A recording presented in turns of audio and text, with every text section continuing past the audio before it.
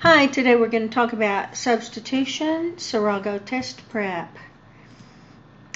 And first of all, you're going to be required to know the meanings of many terms in order to work the problems in the algebra section.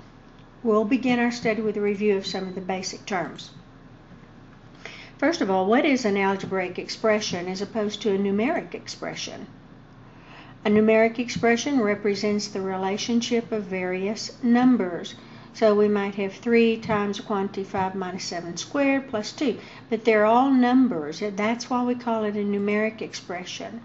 An algebraic expression represents the relationship between numbers and unknown quantities, which we call variables. And so here we have the same number here as we had up here, but instead of 2, we have a variable y, so we don't really know what that is. Another question, what's the difference between an expression and an equation? An equation links two expressions with an equal sign. So, out of the writers of the SAT, PSAT, test your knowledge of algebraic expressions. Some problems will ask you to substitute a value into an expression to find the answer. The expression may be given to you in symbols, or it could be written in words that you have to change into symbols. Then you'll need to correctly simplify the resulting numeric expression. Other problems will give you a complex expression and ask you to simplify it without substituting a value for the variable. The most important concept when simplifying either type of problem is to follow the order of operations. Surely you know these. There's a famous mnemonic, please excuse my dear Aunt Sally. So first of all we do parentheses for please. Next we do exponents. Then we do multiplication, then division from left to right, addition and subtraction from left to right. Please excuse my dear Aunt Sally. Some students forget that the word parenthesis represents all symbols of grouping. Any symbol that groups numbers together or separates one group from another must be dealt with before working with exponents or other operations. Parentheses, brackets, and braces do not cause problems for most students. However, some students overlook the fraction bar as an important symbol of grouping. The fraction bar separates the fraction into two groups of numbers and operations, the numerator and the denominator. Here's an example. If x is equal to 7, what's the value of 3x minus 15? So of course the answer is found by substituting 7 in place of x and then simply simplifying. So we would have 3 times 7 minus the 15, and then we just do the calculations. That would be 21 minus 15 was equal to 6. Here's another example. If z equals to 1/2, what is the product of 3z and 4z? Again, you just take the z, which is 1/2, and substitute it into these variables here. And we would have 3z times 4z because they asked the product of it, and then we substitute our z. We were told it was 1/2, 3 times 1/2, and 4 times 1/2. And we would get 3/2 times 2, which would be 3. Another example, 3 plus x minus the quantity 2x minus 3 is equivalent to which of the following expressions? So let's rewrite it. 3 plus x minus 2x minus 3 is the same thing as 3 plus x minus 2x, and then of course if we have a negative sign here and a negative sign here, we have to change the signs, and thus we have a plus 3. So then we get 1x because we've subtracted the x minus the 2x. We get a negative 1x, and then we combine these terms, a positive 3 and another positive 3, which is positive 6. And so our answer would be 6 minus x. In this example, we have d is equal to 3. We want to know the value of d plus 5 minus the quantity d minus 3 divided by d plus 3 squared. So it looks a little bit more complicated, but still, all we're going to do is fill in the numbers, substitute 3 for every time we see d. So we have 3 plus 5, and then for all of these d's up here, we just substitute our 3 and do our calculation.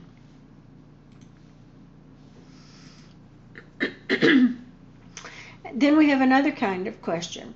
If the question is asking for the value of a specific variable, then one option is to plug in each of the answer choices and determine which actually works. When using this method, it's wise to begin with a letter other than choice A. If the answer choices are in increasing order, then beginning in the middle with choice C will give you a chance to eliminate 2 extra choices. Since this test is timed, we want to make the best advantage we can. Then, based on whether the value needs to be larger or smaller, we can go one direction or the other. Here's our example. If 3x minus 5 equals x plus 3, what is x?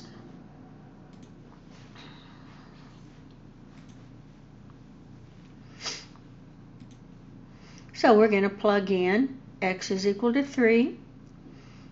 So just picking this middle value here and see what we get. We have to start somewhere.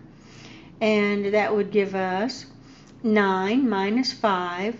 Well, that's not equal to 6, which would, if we were plugging in 3, then 3 plus 3 would be 6.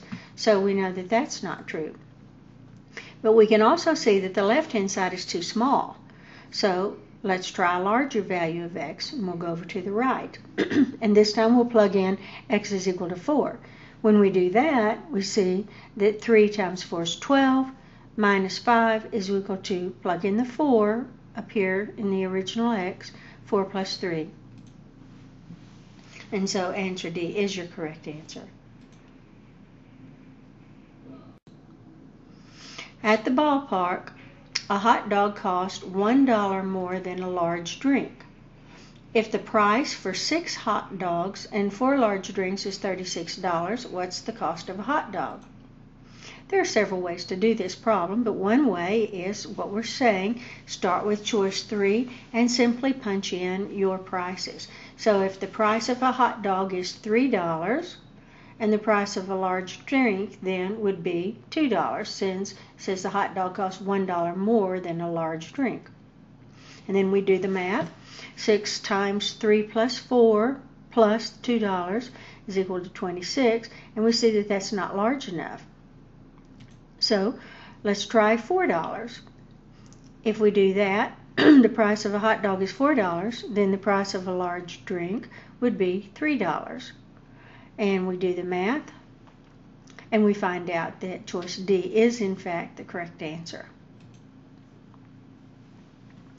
Then we have another extension problem.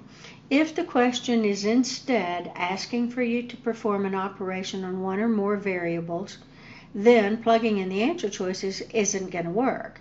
Instead, you have to pick values that meet any requirements set forth in the problem in order to find the answer.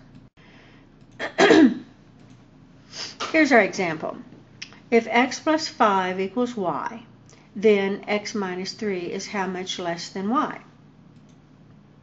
If we decide to make x equal 5, then y equals 10, and x minus 3 equals 2. Now the question is, 2 is how much less than 10? And of course, you just subtract the 2 and you see that it's 8. Here's another example. If negative x divided by y is equal to 1, then x plus y is equal to one of these choices. If we choose x to be equal to 2, then y would have to be negative 2 in order to solve that condition. Then we would plug our values into the question. X plus y is equal to 2, and 2 plus a negative 2 is equal to 0. And so our answer would be A. Another question.